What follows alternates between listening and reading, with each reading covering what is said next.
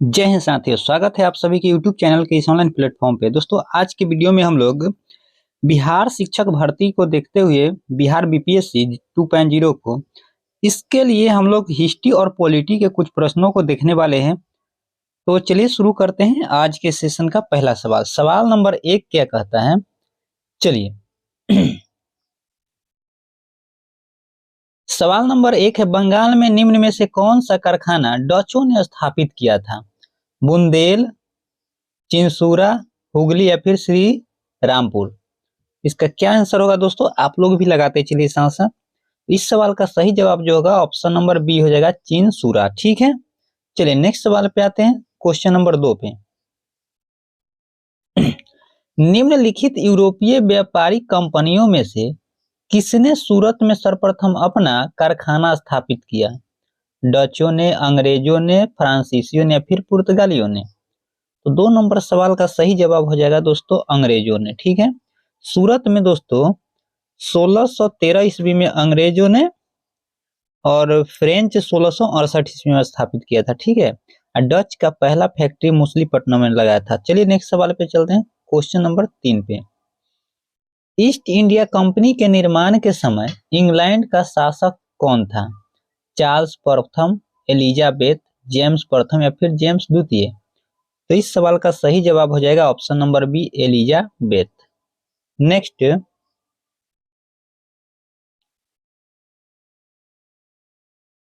Question number 4 को देखिए। Fort Saint George Bharat के किस राज्य में स्थित है? तमिलनाडु में, पश्चिम बंगाल में, महाराष्ट्र में या फिर केरल में? फोर्ट सेंट जॉर्ज जो है दोस्तों, यह किस राज्य में है? इसका सही जवाब हो जाएगा ऑप्शन नंबर ए, तमिलनाडु में है। ठीक है, चलिए नेक्स्ट क्वेश्चन, सवाल नंबर 5। निम्नलिखित में से जिस एक शासक ने ईस्ट इंडिया कंपनी को दीवानी प्रदान की थी वह कौन था? तो फर्रुखसियर, शाह आलम प्रथम, शाह आलम द्वितीय या फिर शुजाउद्दौला? तो इस सवाल का सही जवाब हो जाएगा ऑप्शन नंबर सी, शाह आलम द्वितीय। नेक्स्ट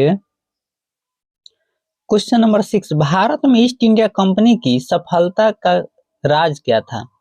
भारत में राष्ट्रीय भावना की कमी, बिल्कुल सही बात है, राष्ट्रीय भावना का कमी था।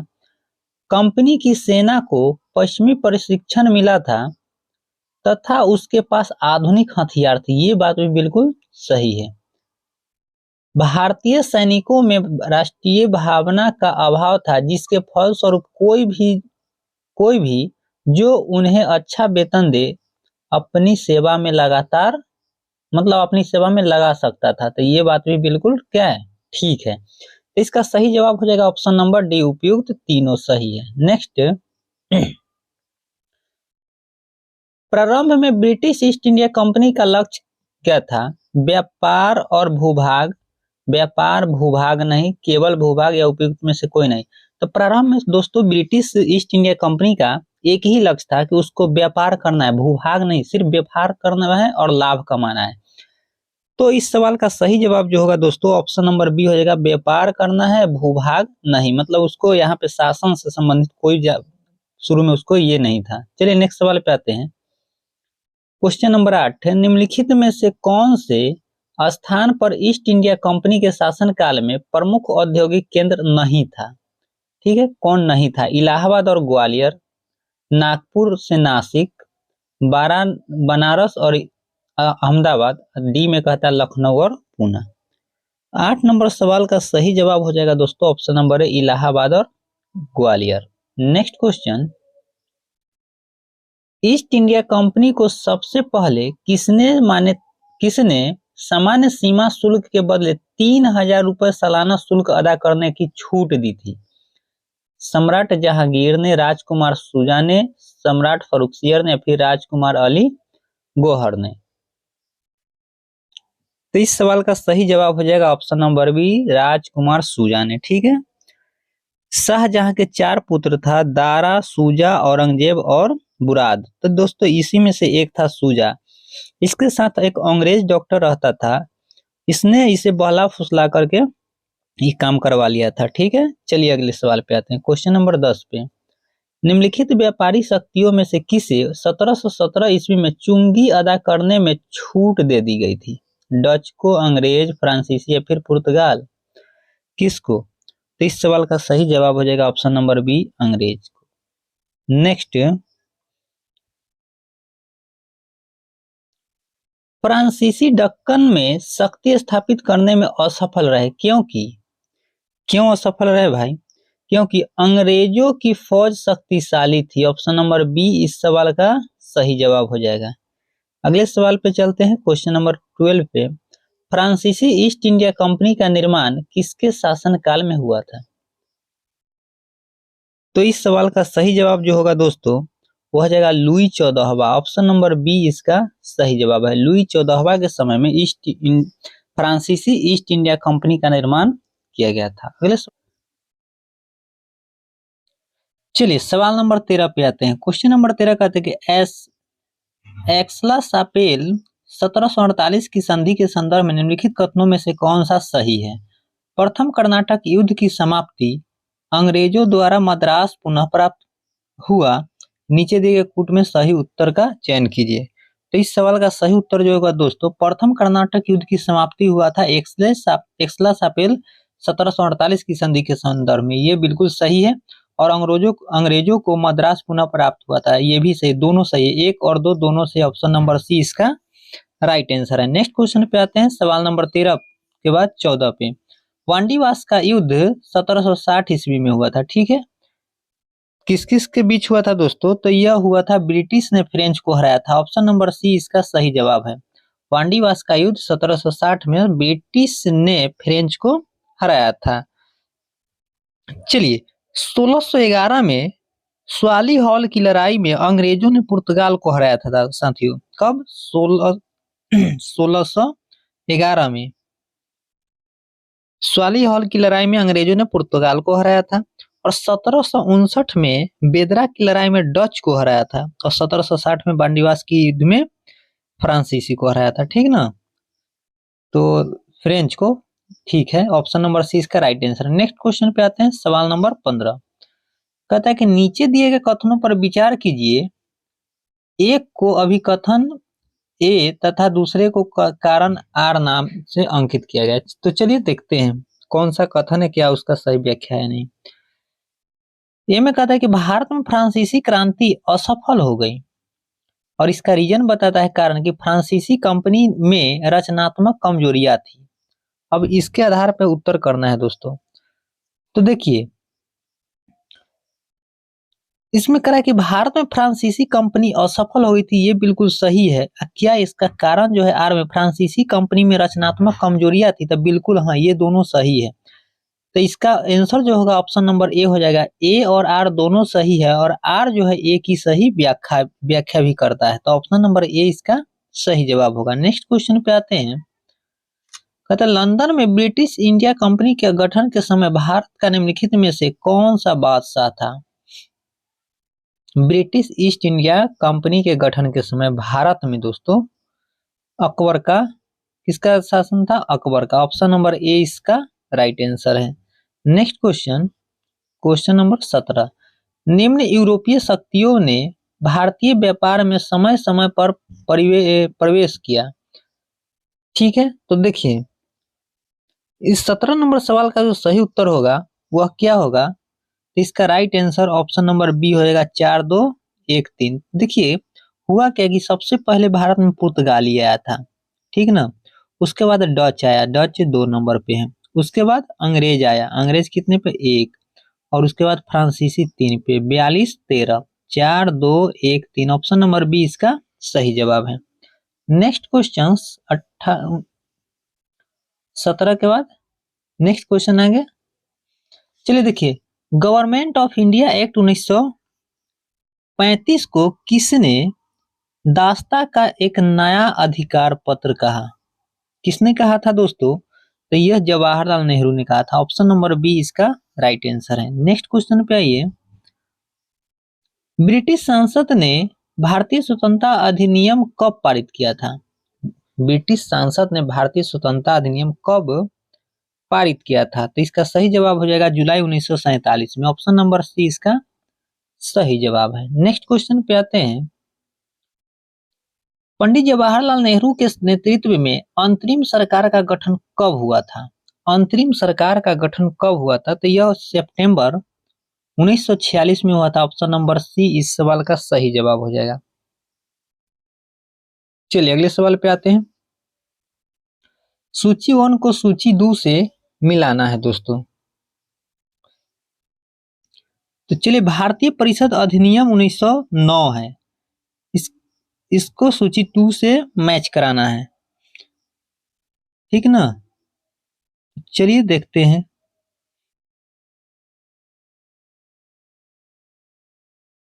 भारतीय परिषद अधिनियम 1909 जो है दोस्तों, लॉर्ड मिंटो यह 3 से संबंधित होगा। तो देखिए, तो ऑप्शन नंबर किसमें 3 से शुरू है? ऑप्शन डी, एक ही में डी में शुरू है। तो इसका सही जवाब जो होगा दोस्तों, ऑप्शन नंबर डी हो जाएगा। क्या हो जाएगा? डी हो जाएगा। चलिए, तो इस सवाल का सही आंसर जो हो जाएगा वह डी हो जाएगा। डी पे आप टिक लगाइए। चलिए आगे बढ़ते हैं।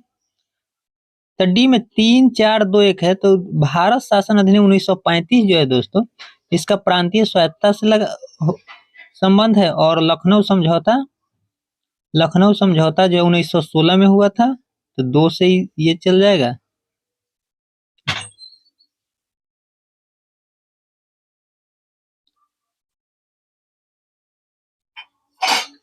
चलिए अगले सवाल पे चलते हैं। क्वेश्चन नंबर 24 पे। माउंटबेटन योजना आधार बनी, किसका आधार बना था दोस्तों? तो ये हो जाएगा देश के विभाजन का। ऑप्शन नंबर सी इस सवाल का सही जवाब है। अगले सवाल पे आते हैं। Question number 25। सूची 1 को सूची 2 से मैच कराना है। तो दोस्तों, भारतीय परिषद अधिनियम 1992 जो है, 92, इसका संबंध जो व्यापारिका के सदस्यों को प्रश्न पूछने का अधिकार 1 का 3 से संबंध है।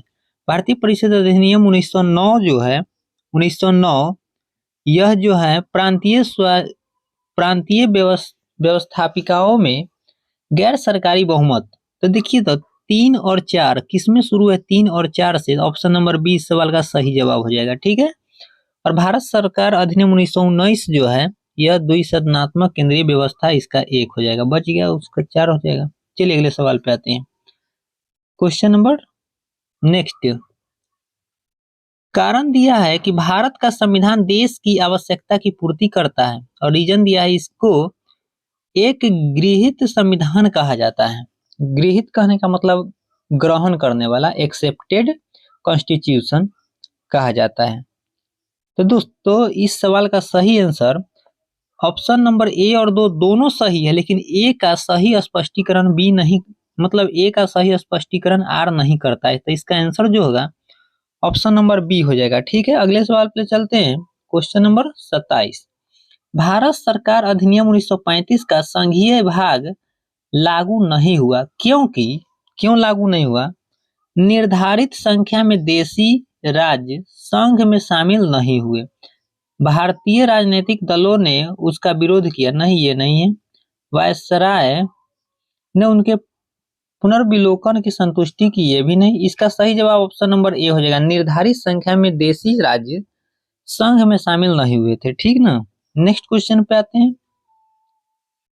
भारत को एक संविधान देने का प्रस्ताव संविधान सभा द्वारा पारित किया गया था। कब पारित किया गया था? तो ये हो जाएगा 22 जनवरी 1947 को। ऑप्शन नंबर बी इसका सही जवाब है। Next question. भारत यानी इंडिया जो है दोस्तों, भारत जो है क्या है? समाजवाद से बंधा हुआ है। ऑप्शन नंबर डी तो ये सही लग रहा है। एक लोकतांत्रिक गणतंत्र है, ये भी सही है। एक प्रतिनिधित्व लोकतंत्र है, बिल्कुल सही। एक लोकतांत्रिक समाज, और मतलब इसका सभी सही है। तो इसका ऑप्शन नंबर डी हो जाएगा। चारों सही है। क्या है? सब सही बात है लिखा हुआ। अगले सवाल पे चलते हैं। Question number 30। भारत की संविधान सभा का परामर्शदाता कौन था? तो इसका सही जवाब हो जाएगा बी एन राव थे। Option number C, B N Rao. चलिए अगले सवाल पे आते हैं। क्वेश्चन नंबर 31, कॉन्स्टिट्यूट असेंबली के अध्यक्ष कौन थे? तो कॉन्स्टिट्यूशन असेंबली के अध्यक्ष दोस्तों कौन थे, ये आपसे पूछ रहा है। तो इसका सही जवाब हो जाएगा अध्यक्ष कौन थे, तो option number C right answer हो जाएगा, doctor Rajendra Prasad. Next question, निम्नलिखित घटनाओं पर विचार कीजिए तथा इन्हें सही कालक्रम में व्यवस्थित कीजिए। तो दोस्तों देखिए, सबसे पहले इसमें क्या घटित हुआ था वो आप पता लगाइए। प्रारूप समिति की नियुक्ति, भारतीय संविधान पारित हुआ था, भारतीय संविधान के लागू होने की तिथि और संविधान सभा की पहली बैठक। तो इस सब में सबसे पहले 4 नंबर जाएगा, 1 नंबर में सबसे पहले इसको रखिए। तो 4 कौन कौन ऑप्शन में शुरू है, यानी ए और सी कट जाएगा, ये दोनों नहीं होगा। अब ये दोनों में कोई एक आंसर हो सकता है। चलिए, सबसे पहले प्रारूप समिति की नियुक्ति, सबसे पहले क्या हुआ था, प्रारूप समिति की नियुक्ति। यह कब हुआ था, यह 29 अगस्त 1947 को हुआ था। कब? 29 अगस्त 1947 को। और 2 में यदि भारतीय संविधान पारित कब हुआ था, तो दोस्तों यह 1949 में हुआ था। कब हुआ था? 1949 में हुआ था। और देखिए, और नीचे क्या दिया है, भारतीय संविधान के लागू होने की तिथि जो है यह है 26 जनवरी 1950। कब है? 26 जनवरी 1950। और लास्ट में संविधान सभा की पहली बैठक 9 दिसंबर 1946 को हुआ था। कब हुआ था? 9 दिसंबर 1946 को। तो सबसे पहले 9 दिसंबर 1946 वाला यानी यह जाएगा, फिर कौन सा जाएगा, 1 नंबर जाएगा, 29 अगस्त 1947 था। कब है? 1947। तो 47, 46 के बाद 47 यानी 4 नंबर 1 नंबर, 4 1। उसके बाद कौन जाएगा, उसके बाद हो जाएगा दोस्तों 2 नंबर, ये क्या है, 1949 है। तो 4 1 2 और 3 लास्ट में, ऑप्शन नंबर डी इसका सही जवाब है। अगले सवाल पे चलते हैं। क्वेश्चन नंबर 33, 1946 में गठित संविधान सभा के बारे में निम्नलिखित में से कौन सा कथन सही है, ये आपसे पूछ रहा है कौन सा कथन सही है। तो देखिए, अधिकतर सदस्य प्रांतीय विधानसभाओं द्वारा निर्वाचित किए गए थे, यह बिल्कुल क्या है, सही है। तो 33 का ऑप्शन नंबर सी सही है। ए नंबर ऑप्शन देखिए, सभी सदस्य भारतीय राष्ट्रीय कांग्रेस तथा मुस्लिम लीग द्वारा संयुक्त रूप से मनोनीत किए गए थे, तो बिल्कुल गलत है कि नहीं, गलत है। बी में कहता है कि सभी सदस्य ब्रिटिश सरकार द्वारा मनोनीत, ये भी गलत है, यानी ऑप्शन नंबर सी इसका राइट आंसर है। अगले सवाल पे चलते हैं, सवाल नंबर 34 पे, भारत की संविधान सभा की अंतिम बैठक की सही तिथि बताइए।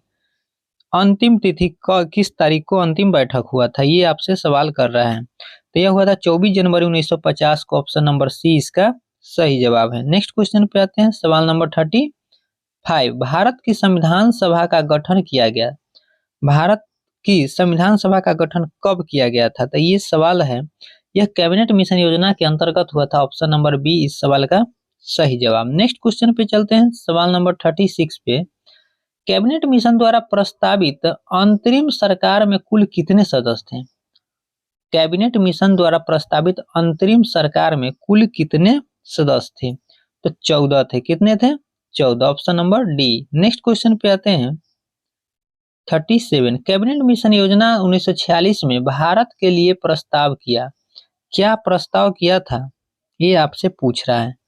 तो एकात्मक सरकार, शक्तिशाली केंद्र सहित संघात्मक सरकार, कमजोर केंद्र संहिता संघात्मक सरकार, या फिर डी में संघात्मक सरकार जिसमें ब्रिटिश प्रांतों को पृथक होने का अधिकार था। तो इसका सही जवाब ऑप्शन नंबर सी हो जाएगा, कमजोर केंद्र सहित संघात्मक सरकार, 37 के सी। नेक्स्ट क्वेश्चन पे आते हैं, सवाल नंबर 38, निम्नलिखित में से कौन संविधान सभा का एक गैर कांग्रेसी सदस्य था, गैर कांग्रेसी सदस्य था। तो इस सवाल का सही जवाब हो जाएगा option number B, Bhimrao Ambedkar. ठीक है, तो दोस्तों आज के सेशन में 38 सवाल ही थे।